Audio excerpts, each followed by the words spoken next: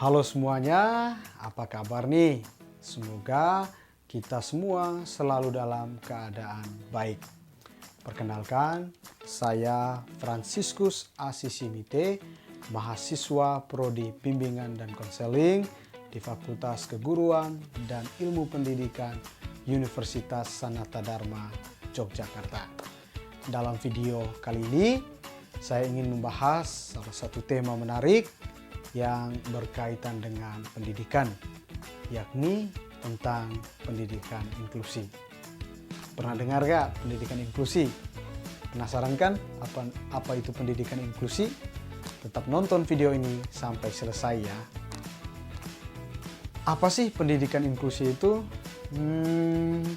Pernahkah terbayangkan sebuah sistem pendidikan di mana setiap anak tanpa terkecuali dapat belajar bersama-sama dalam satu ruang kelas yang sama, di mana perbedaan tidak menjadi penghalang, tetapi justru menjadi kekuatan. Terdengar menarik bukan? Itulah yang disebut dengan pendidikan inklusi. Oke, sekarang mari kita lihat pengertian dari pendidikan inklusi. Jadi, pendidikan inklusi itu berkaitan dengan penyelenggaraan pendidikan yang memberikan kesempatan kepada semua peserta didik, baik yang memiliki kelainan maupun yang memiliki potensi kecerdasan dan atau bakat istimewa untuk mengikuti pendidikan atau pembelajaran dalam satu lingkungan pendidikan secara bersama-sama dengan peserta didik pada umumnya. Kata inklusi itu sendiri diambil dari kata inklusif ya, yang artinya terbuka, tidak kaku, ya, tidak tertutup. Dan dalam kaitan dengan pendidikan itu berarti pendidikan yang terbuka ya, pendidikan yang tidak kaku atau tidak tertutup. Jadi pendidikan inklusi itu adalah pendidikan yang menghargai keberbedaan atau keanekaragaman para peserta didik. Jadi inklusi dengan demikian merupakan filosofi atau falsafah menghargai keberbedaan. Dan keberbedaan di sini terutama untuk para peserta didik dengan kebutuhan khusus atau yang akan disingkat dengan istilah PDBK, peserta didik dengan kebutuhan khusus. Adapun PDBK adalah peserta didik yang menyimpang dari kriteria rata-rata atau normal secara bermakna. Ya, dalam karakteristik sensoris, indrawi, intelektual, neuromotor atau fisik, perilaku sosial, lalu kemampuan berkomunikasi atau gabungan dari dua atau lebih variabel tersebut, serta yang dikaruniai kecerdasan istimewa yang dia itu berpengaruh secara signifikan dalam proses pertumbuhan dan perkembangannya dibandingkan dengan peserta didik yang lain yang seusia dengannya. Dan karena itu mereka-mereka ini itu ya perlu pelayanan, pendampingan, pendidikan secara khusus. Peserta didik dengan kebutuhan khusus itu sendiri ya ada beberapa jenis ya. Jenis-jenis hambatannya maksudnya.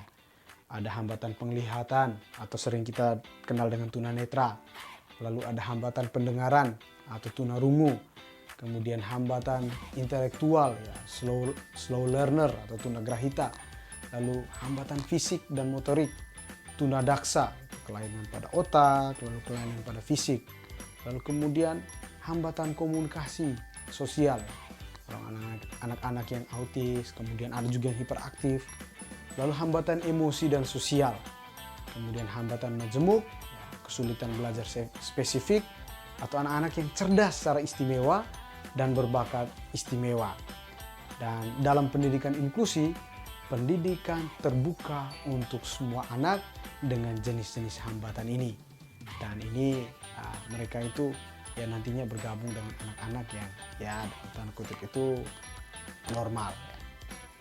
Untuk konteks negara Indonesia, ada dua jenis pendidikan untuk anak-anak atau peserta didik dengan kebutuhan khusus, yakni pendidikan yang segregatif dan pendidikan yang non segregatif. Jadi pendidikan yang segregatif itu kalau mungkin kita pernah dengar atau sering dengar itu sekolah luar biasa (SLB). Jadi dalam sistem pendidikan ini anak-anak dengan kebutuhan khusus itu ya dipisahkan atau mereka mendapat pendidikan sendiri. Ya, mereka bergabung dengan anak-anak juga ya memiliki kebutuhan khusus. Jadi mereka tidak bergabung dengan anak-anak yang ya kita bilang normal tadi. Itu pendidikan segregatif. Lalu pendidikan non segregatif itu dibagi atas dua lagi. Ini pendidikan integratif dan pendidikan inklusi yang saya jelaskan dalam video ini. Kalau pendidikan dua jenis pendidikan ini itu sama-sama menggabungkan peserta didik dengan kebutuhan khusus di dalam kelas yang sama dengan peserta didik yang ya normal. Tetapi ada perbedaannya. Dalam pendidikan integratif, kurikulum itu ya berlaku sama untuk semua anak. Jadi anak yang berkebutuhan khusus itu harus menyesuaikan diri dengan kurikulum yang ada. Jadi mereka harus ibaratnya berjuang untuk ya sama dengan teman-teman lain yang ya tidak berkebutuhan khusus. Tetapi kalau dalam pendidikan inklusi, anak-anak yang berkebutuhan khusus itu ya berada bersama-sama dengan anak-anak yang normal pada umumnya dan diperlakukan secara khusus sesuai dengan kebutuhan mereka. Jadi kurikulum yang menyesuaikan dengan kebutuhan mereka. Jadi kurikulum itu benar-benar memenuhi kebutuhan individu-individu yang ada di kelas. Sehingga dari dua jenis pendidikan untuk para peserta didik berkebutuhan khusus di Indonesia, baik itu segregatif maupun non segregatif, ya yang dianjurkan di sini itu adalah pendidikan yang non segregatif, secara khusus pendidikan inklusi, bukan pendidikan integratif. Kenapa? Karena pertama, kalau segregatif itu sebenarnya sudah ada diskriminasi di sana, di mana anak-anak dengan kebutuhan khusus itu dipisahkan dari anak-anak yang normal pada umumnya. Nah, itu sebenarnya sistem yang kurang tepat. Lalu mereka juga ya tidak terbiasa untuk ya menghadapi lingkungan sosial yang umum karena mereka berada bersama dengan teman-teman yang berkebutuhan khusus. Sementara itu pendidikan yang terpadu atau non segregatif yang jenis integratif sudah bagus bergabung bersama, tetapi kurikulumnya tidak adaptif ya tidak akomodatif terhadap peserta didik dengan kebutuhan khusus. Yang paling tepat itu adalah pendidikan ya inklusi yang kurikulumnya adaptif dan ya sangat ramah terhadap anak-anak dengan kebutuhan khusus. Tentu pendidikan inklusi ini punya prinsip-prinsip yang harus kita pegang. Oke, apa saja prinsip-prinsipnya? Mari kita bahas satu persatu. Yang pertama, prinsip pertama adalah non-diskriminasi. Jadi setiap siswa itu punya hak yang sama untuk mendapatkan pendidikan tanpa dibeda-bedakan berdasarkan kemampuan, latar belakang, atau disabilitas yang dia miliki. Jadi lingkungan belajar itu harus inklusif, menghormati keberagaman. Itu yang pertama. Lalu yang kedua, itu aksesibilitas. Ya, sekolah dan lingkungannya harus dirancang sedemikian rupa sehingga dapat diakses oleh semua siswa. Atau dengan kata lain, harus ramah untuk anak-anak yang berkebutuhan khusus. Lalu kemudian yang ketiga, partisipasi penuh. Semua siswa itu didorong untuk ya berpartisipasi secara aktif dalam kegiatan akademis dan non akademis. Jangan sampai ya hanya anak-anak yang normal saja yang diberikan kesempatan untuk berpartisipasi, sementara anak-anak dengan kebutuhan khusus itu tidak diberikan kesempatan untuk berpartisipasi. Lalu yang keempat, kesetaraan dalam pendidikan. Jadi semua siswa itu harus mendapatkan kesempatan belajar yang sama dan kurikulum yang tentunya sesuai dengan kebutuhan individu. Dalam hal ini kurikulum itu harus adaptif ya. Ya, tidak semua anak itu diperlakukan secara sama ya. Anak yang berkebutuhan khusus ya diperlakukan sesuai dengan kebutuhan mereka. Lalu yang kelima, itu pendekatan berbasis kemampuan siswa. Jadi fokus utama dalam pendidikan inklusi itu mengembangkan potensi setiap siswa itu sesuai dengan kemampuan mereka. Ya, peserta didik dengan kebutuhan khusus sekalipun itu pasti punya potensi yang bisa mereka kembangkan. Karena itu perlu ada ruang, juga perlu ada kesempatan yang sama untuk mereka. Ya, mereka bisa saja berkembang, tapi karena ya ruang dan kesempatan tidak diberikan, jadi ya mereka semakin terbelakang begitu. Lalu yang keenam, penerimaan terhadap keberagaman. Ya, setiap anak itu harus dipahami mereka itu unik. Lalu mereka juga istimewa, cerdas. Ya, ingat kembali ya filosofi inklusi bahwa semua manusia itu pemenang. Dalam inklusi tidak boleh ada yang namanya membanding-bandingkan. Lalu menghargai perbedaan sebagai sebuah kekayaan, ya, bukan sebagai hambatan. Tidak ada diskriminasi seperti prinsip pertama. Lalu yang ketujuh, pembelajaran yang berpusat pada anak. Jadi menyesuaikan dengan kebutuhan individual. Ya, mode pembelajaran yang fleksibel dan evaluasi yang disesuaikan dengan mereka. Jangan sampai semua disamakan, ya, itu sulit nanti. Lalu kemudian lingkungan harus mendukung, mulai dari sarana prasarana yang aksesibel, juga dukungan seluruh warga sekolah. Warga sekolah harus punya pandangan inklusi yang menghargai semua orang tanpa membeda-bedakan. Lalu adanya keterlibatan orang tua dan masyarakat. Ya, orang tua dan masyarakat sini sangat punya peran besar dalam mendukung terlaksananya pendidikan inklusi di sekolah. Pendidikan inklusi itu sendiri, ya, itu bisa memberi berbagai manfaat. Yang pertama, bagi siswa yang berkebutuhan khusus, itu dapat meningkatkan kepercayaan diri mereka. Karena apa? Mereka bersama-sama dengan yang lain. Lalu kemudian mengembangkan kemampuan sosial mereka. Juga mereka bisa mendapatkan pendidikan yang setara. Lalu bagi siswa yang biasa, reguler atau normal tadi ya, mereka bisa mengembangkan rasa empati karena mereka berada bersama dengan siswa yang disabilitas. Lalu belajar menghargai perbedaan, juga meningkatkan kepekaan sosial mereka. Kemudian bagi masyarakat, ya kita juga bisa menciptakan masyarakat yang inklusif, yang jauh dari diskriminasi membeda-bedakan. Lalu mengurangi stigma dan diskriminasi seperti yang saya sampaikan. Lalu membangun kesetaraan.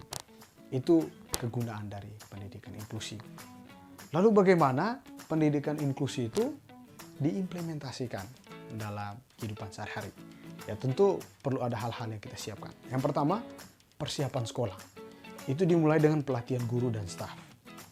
Guru dan staf itu perlu memiliki cara pandang inklusi dan kompetensi, ya, yang baik untuk menangani peserta dengan kebutuhan khusus. Lalu kemudian harus ada penyesuaian kurikulum. Ya, kurikulum harus adaptif terhadap kebutuhan setiap anak. Jangan sampai ya, kurikulum itu disamaratakan untuk semua anak, ya, baik yang normal maupun yang berkebutuhan khusus. Lalu kemudian sekolah juga perlu pengadaan fasilitas pendukung. Fasilitas sekolah juga harus mendukung. Ya, sebagai contoh, ada jalur khusus untuk anak-anak yang cacat misalnya. Lalu ada fasilitas huruf untuk anak-anak yang tidak bisa melihat atau buta. Itu fasilitas-fasilitas yang perlu. Kemudian yang harus disiapkan ialah peran guru. Guru itu harus mengidentifikasi kebutuhan siswa.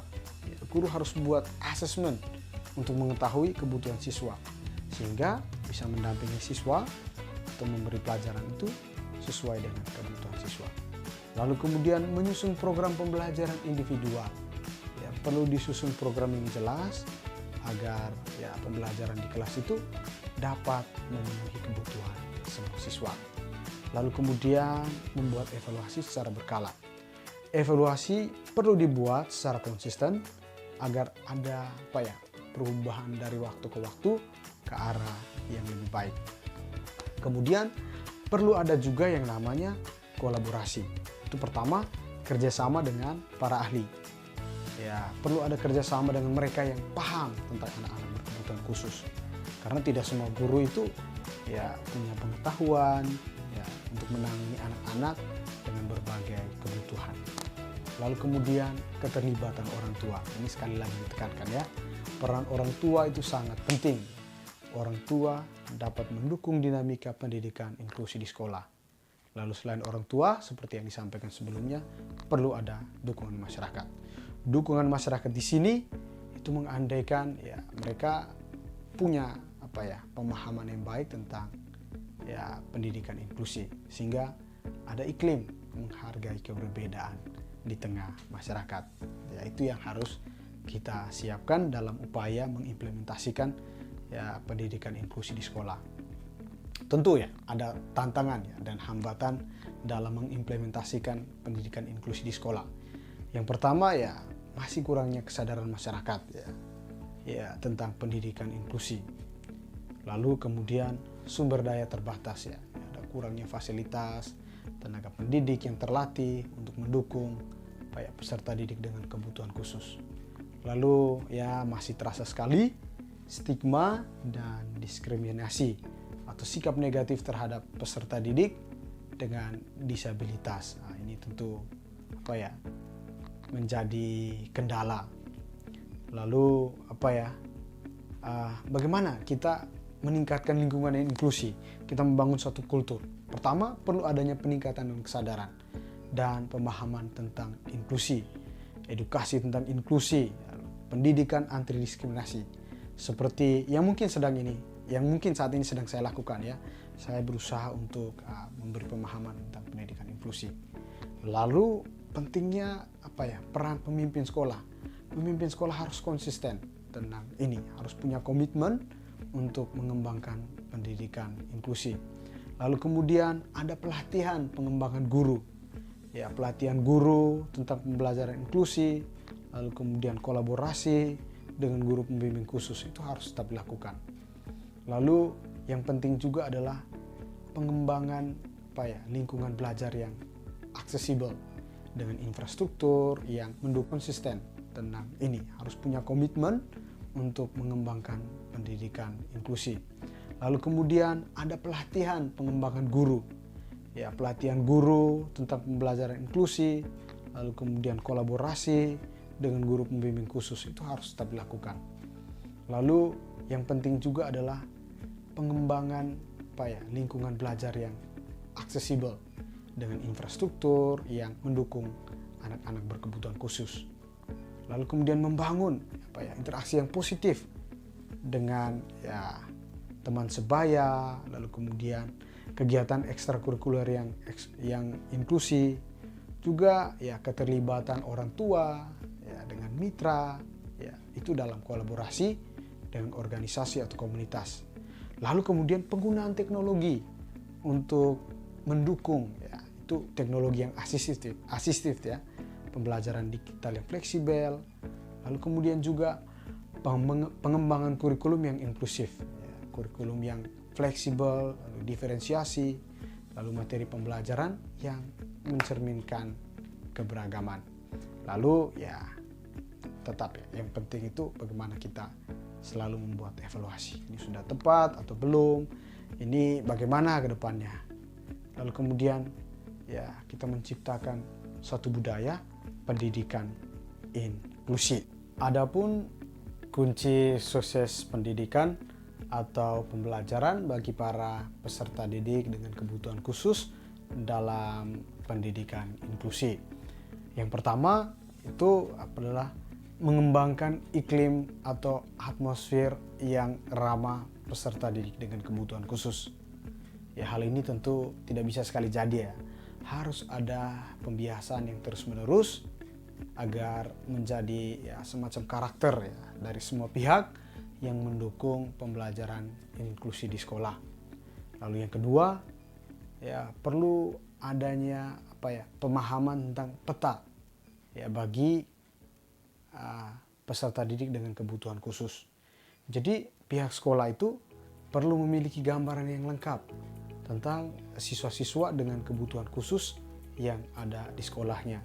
Jadi perlu tahu nih siapa saja dengan kebutuhan khusus atau dengan kebutuhan apa saja, biar menjadi panduan dalam memberikan pelayanan terhadap mereka.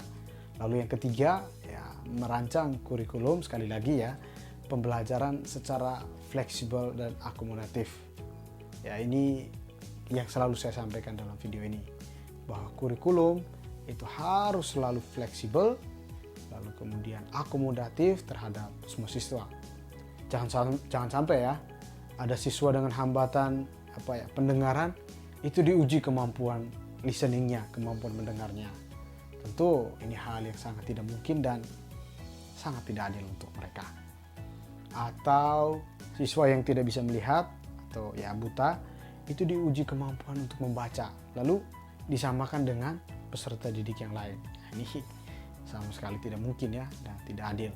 Ini standar-standar yang harus diperhatikan, bahwa orang dengan kebutuhan tersebut harus sesuai dengan keadaan mereka. Lalu kemudian menyiapkan sumber daya. Sumber daya ini bisa berkaitan dengan sumber daya manusia, juga sumber dana ya. Kedua sumber ini itu sama penting dan mendukung keberhasilan penyelenggaraan pendidikan inklusi di sekolah. Kalau sumber daya manusia berkaitan dengan tenaga pendidik atau semua pihak, sumber dana itu pasti dana yang kita butuhkan. Sarana prasarana itu untuk pendidikan inklusi juga perlu biaya. Lalu perlu ada pembagian tugas yang jelas untuk para tenaga pendidik ya.